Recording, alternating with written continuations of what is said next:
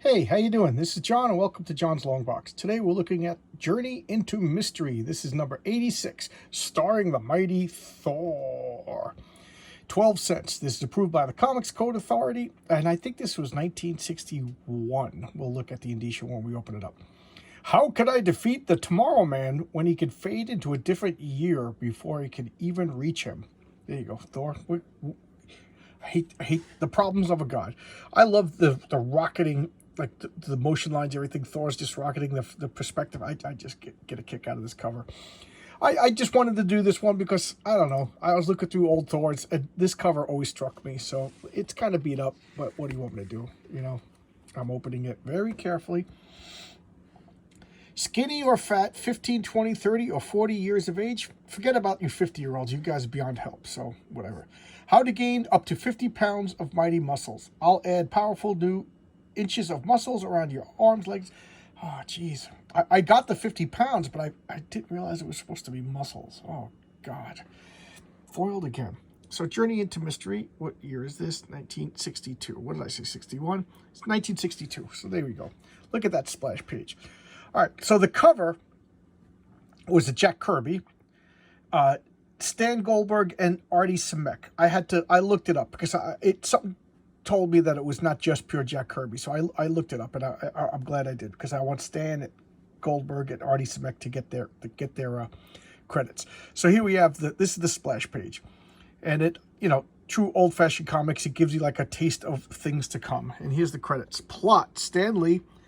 Script: Larry Lieber. Larry Lieber was Stan Lee's brother. Stan Lee's real name was Stanley Lieber, and he was reserving that name for the great American novel, which he never wrote. So this was his pen name, and Larry Lieber was his brother. And that's, as far as I know, he wrote a lot of like the fluff stories and a lot of these like tales of suspense and, you know, anthology stories. And when it came to Thor, Stan and Jack created it, and then they handed it off for other people to do. I think they just overworked it. Then Jack kind of came back. Who was it? I forget. It was Herb Trimpe, I think. I forget who drew the first Thor. But now we have Jack Kirby and Dick Ayers. So I think Dick Ayers was the actual full-on artist originally, but I forget. I showcased the first appearance of Thor. That was Journey into Mystery 83. I showcased that in an earlier video.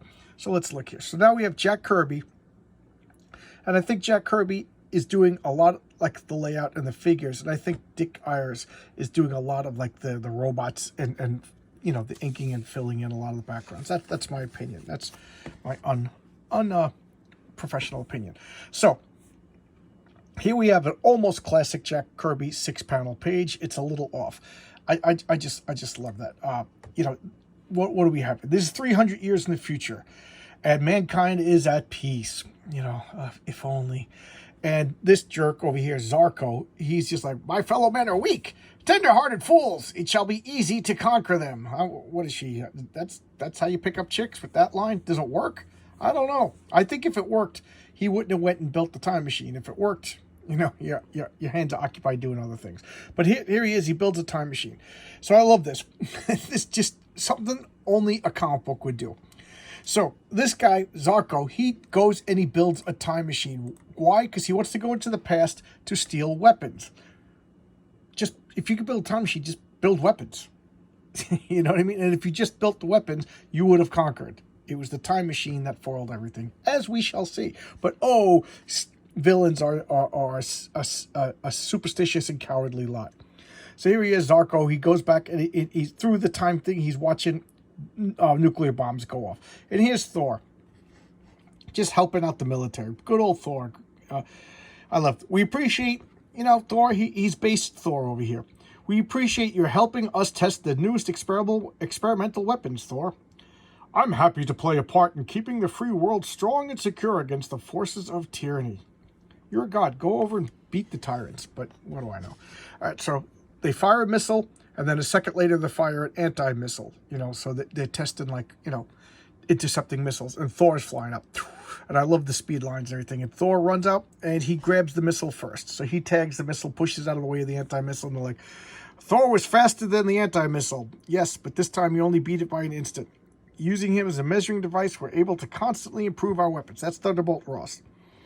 So, like, we're certainly lucky to have the services of the mighty Thor. This is a different type of test, the most dangerous of all. This, and here we have, 3 panels up here, 4 panels up there, 7 panels. It's kind of cool. Look at this test. Look at this test. So Thor is strapped to all of these doodads and hickories. What was I gonna say instead of hickories? I don't know. But doodads and dials and whatever. And here comes Zarrko, the Tomorrow Man. He's materializing. He jumps out of his little thing. I like it. It just extends up and he comes out. And Thor's like, what's going on? And he grabs the bomb. So Thor was going to, look, and I love Thunderbolt. Thunderbolt Ross just says this. He's all wired up. Now we'll be able to test a human's physical reactions. An ordinary man will be killed standing that close to the cobalt bomb explosion, but Thor believes he could survive it. He's not sure. He's not positive. He just believes it. If he does, he'll provide us with invaluable information. So they're willing to just blow the hell out of Thor on a dare. They admit that they don't know if it's if he's gonna survive.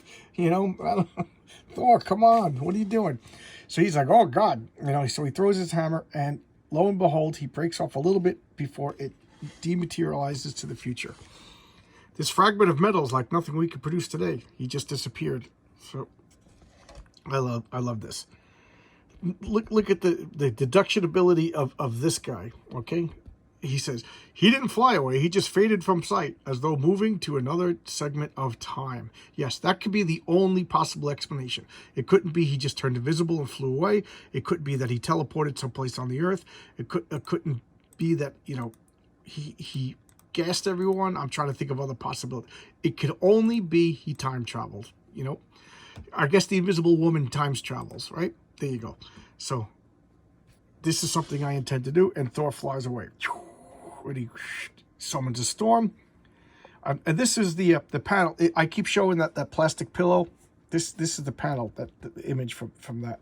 And he summons Thor.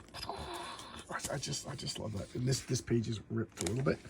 And Weatherman, a terrible story about a boxer who discovers the secret of invisibility, and he just uses it to commit crimes, and the police just build a cage and lock him in jail. So here we have Thor. Odin shows up and speaks, and now Odin is addressing Thor. So this, I was all excited when I first read this because I thought it was the first appearance of Thor. The first appearance of Odin. Odin, Asgard, Loki, and all the gang, they showed up in the previous issue. Yes, I have that. All right, so Odin is showing up. He's like, I need to travel into the future, or I need to travel into time. And it must be the future because the past, they don't have time machines. Thor's using some logical deduction. So he's like, tape it to your hammer, and Odin gives him the ability to spin through time. So now he spins, and he shows up, but he's a month too late. Ooh, how handsome he is. So they're just like, Zarrko returned with the cobalt bomb. He was going to blow us up, and we just surrendered without even fighting. Why? We don't have any weapons. We don't know how to fight.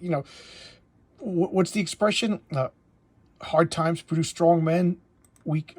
Good times produce weak men. Well, there hasn't been any fighting or anything, so everybody's weak. So guy shows up with a bomb, and they surrender. So he's like, what do you mean you surrender? All right. So Thor's like, all right, I'll take him out.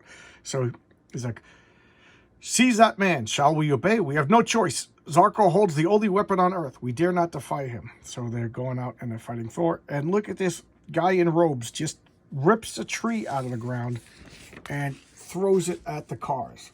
Who is this mystery guy? This guy gets tossed. And you see Thor's running down the street. But who is the figure prowling in the black robes? How could he be strong enough to push a giant oak in our path? See, when I first read this, I thought Thor was saying that. But it's the turncoats, the people that are betraying everybody else. So Zarrko's like, don't you come in. And he opens up a trap door, and he goes flying around in the mirrors, and he gets thumped on the ground.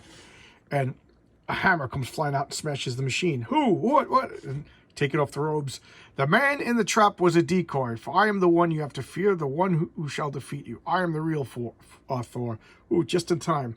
You tricked me, but I have other resources, as you'll see. So he starts blasting him. Fool, this Delta Electro gun will send you into another dimension from which you can never escape. And now here, I said this before, that a lot of time in the 60s, superheroes just developed these like one-shot abilities that like they never used before or again. You know, they just had whatever plot power was required. Like I said, the Human Torch just made images. And here, Thor, he just exhales hurricane force. And I'll buy it because he's the god of storms, okay? But he never did that before. He never had super breath before. And the hurricane force forces him to turn off the ray and run away. And Thor materializes in the prime material plane, but not before these funky robots come out. So, funky robots come out, and one of them just grabs Thor's hammer. Disarm him, huh? He's like, oh no, they took my hammer. At this point in time, Thor had the weakness. If he let go of the hammer for a minute, he would revert back to Donald Blake. And if he turns back into Donald Blake, that's it. It's hammer time, but not in a good way. So he's like, all right. So the clock's ticking, and Thor just starts ripping up the ground. The robot's like, what are you doing? Beat the crap out of Thor. Don't just look at him. The robot's confused. What does he do? He finds water pipes, and I guess 300 years in the future, they're still susceptible to water. So he sprays water at them, and they short circuit, and they drop the hammer. And there he goes. Thor's dripping wet, and he chases after him, summons a storm. Zarrko's flipping around. Thor jumps up, grabs the bomb, and throws a hammer at the guy. Oh, no, he doesn't throw a hammer at him. That's just debris from the thing. And now he's stark raving mad. They're going to put him in a hospital and sedate him. There you go. The end of Zarrko, the future man. Thor comes back. He spins the hammer the other way, and he shows up. And I love this. Thunderbolt Rose. You have your bomb back. Now let's not mention it no more. You shall never believe my tale. Maybe not, but we still like to know where it was and how you brought it back. Forget it, Bob. Yeah, who cares? Who cares? We've got some weapons tests now. Who cares who stole the bomb? Who cares where it was? None of that stuff matters. Just forget about it. It's only a cobalt bomb. And now, a short time later, after Thor has returned back into the quiet Dr. Blake, anything happened while he's gone? So that's Jane Foster. Are you kidding, Doc? Don't you read the papers? Thor rescues C-Bomb. No, Jane, nothing in the papers interests me. It's all too nerve-wracking. If only I could work for Thor instead of that colorless Dr. Blake. I wonder if Jane will ever suspect it. So while some of us read the news, other of us are making the news. Dun, dun, dun. Nope. This is the first time Jane was shown to have brown hair. She had blonde hair before that. Now, I don't know if it's a coloring error or if they decided to differentiate her from like all the other blondes, but not for the rest of time, Jane has brown hair. So there you go. The origin of it. Now, this is one of the reasons why I wanted to. This comic seems to have like everybody. Now, this is a reprint story. Where was this from? I don't even know. On the Trail of the Tomorrow Man. I forget. It was. I can't. But this is a reprint. So we got Stan Lee writing it and Don Heck drawing it. So some more. These are more Marvel heavy hitters at the time. I didn't like Don Heck when I was a kid. I wanted more flashy comic book artwork, and he's not the most flashy. But as I got older, I really grew to appreciate, like, I don't know, he's got like a realistic style to him. I don't know, just a great draftsman. I guess as a kid, I wanted more like amazing muscles and over the top that Jack Kirby always provided. But Don Heck was. You know what? I started seeing like some of the older war comics that he drew, and that really won me over. That's where he shined. Anything that was like more realistic. So anyway, I'm rambling. So here we have a janitor. This is set all the way in the future in the scientifically advanced year of 1975. And there's still people who perform menial tasks, such as one is Ezra Grumbly, janitor. So they're looking at Venus, and they're finding that the Venusians are preparing for war. They're like, the humans are preparing more and more rockets. Soon they're going to land on Venus, and we're going to go to war. So look, we got to make robots that'll beat them. We'll send them to Earth. We'll fight on Earth, so we don't get beat up over here. So look, they're flame proof. They're electric proof. And they're like, yeah. Look, they can smash mountains. And they're like, oh my God, these robots are totally indestructible. What are we gonna do? I don't know. We should contact them. He's like, no, we gotta strike first. And he's like, I got an idea. And they're like, don't be ridiculous. We're educated. We're scientists. And if we can't think of a way, how could you? You're just a janitor. Yeah, but I know how it can be done. All right, tell us. So now he tells them an idea. The government likes it. And next thing you know, they're launching rockets to Venus. And And there the indestructible robots are waiting for us. They come out, hi, how you doing? And they're, we misjudged you. We're friends. Yeah, we're friends. Why? Because they built robots that look exactly the same, and the robots didn't want to attack the same thing. They got confused. They're like, we can't attack that. And there's peace, and there's a janitor. You know, can anybody mess things up like the experts, the regular people? Here's the continuation of that story.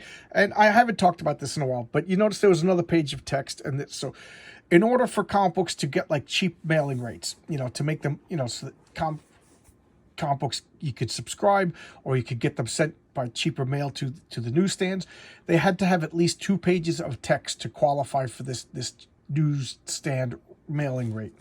So they would just like bang out like a short story. Later on, they came up with the idea of printing fan mail, and that's what the fan mail took the place, and that those stories kind of disappeared. So there you go. There's a little bit of comic book history. Now we have the Changeling, Stan Lee and Steve Ditko. I really like the art in this. And little thing about Steve Ditko is he came back to Marvel in the 80s, and he begrudgingly, I think he just needed pay, and he just milked it. He half-assed it. So that's how I was introduced to Steve Ditko. Now, at the time, I also had these little anthologies of old Doctor Stranges, old Hulks, and old Spider-Man, and I love those. And I didn't make the connection that it was the same artist. So I loved Steve Ditko, but at the same time, I hated Steve Ditko. And looking at this old Steve Ditko, it's just amazing. 6 panels, I love that. So what we have here is a bad king, and he's throwing people in jail because they cannot perform this impossible task. And they're like, another person that couldn't fulfill this impossible task. Yep. And what is the task? I want to become handsome. He's ugly. Poor guy. He wants to become handsome. We could all understand that, but we're not a tyrant who throws people in jail. So he's talking to this beautiful woman. He's like, you want to have dinner with me? And if you don't, I'm going to throw your parents in jail. So you better have dinner with me. Maybe if you were nice to her, be nice, but it's bad enough that you're ugly, but you're also a horrible person. So look at this poor woman's face. And so this knight comes up to him. I found a sorcerer who could do as you ask. He's like, you better, or you will perish. So, why would you even tell the king, I don't know. So he meets the sorcerer, and he's like, I want you to make me the most handsome male in all the world. He goes, no, don't ask me to do that. He's like, do it or feel my wrath. He's like, get the swords. He's like, all right, I have no choice. He's like, all right, I'm making the potion. He's like, this is your last chance to back out. He's enough. I'm going to be the most handsome man in all the land, and then I'm going to kill you because nobody else could learn the secret. So he drinks the potion, and voila, he turns into a swan. Because swans are beautiful. Ta-da. My secret new Dynaflex method, boys, men, Mike Marvel. You see, I said it in another video. You get all the muscles, you get to see all the chicks naked. Sorry, I don't write the rules. That's just reality. And here we got boys, girls, men, women. If you know just 20 people, you can make at least 50, more likely $100 to $200 in your spare time. This is 1961 money. What is this? Christmas cards. Oh, sell Christmas cards. Okay. And here we go. Learn radio, television, electronics by practicing in your home in your spare time. Okay. Sounds like a good deal. And we're looking for people who like to draw. This is Norm Rockwell, right? Albert Dorn, probably the greatest moneymaker in the history of commercial art. Okay, so not Norm Rockwell. So here you go. Journey into Mystery 86, starring the mighty Thor. I love these old Thors. And they just got better and better and better. Jack Kirby, I think the Stan Lee plotting and stuff like that started to die down, and Jack Kirby his imagination just took off to the point where I think it's around like 100 to 200. It's just a great run of comics history. Just good. Just so good. You there's almost not a stinker in that whole 100 run. So there you go. I love this early Thor stuff. I love Thor, one of my favorite comic books. So good. Okay? I could ramble on for another hour or so, but I'm not. All right, I'll see you tomorrow with another video. Thank you, guys, and thank you for the comments. Some of you guys are leaving such nice comments. It's really, really fun. I don't know what else to say, but thank you, and I appreciate you guys. Thank you for taking time out of your day to watch my videos. All right, I'll see you tomorrow. Bye-bye.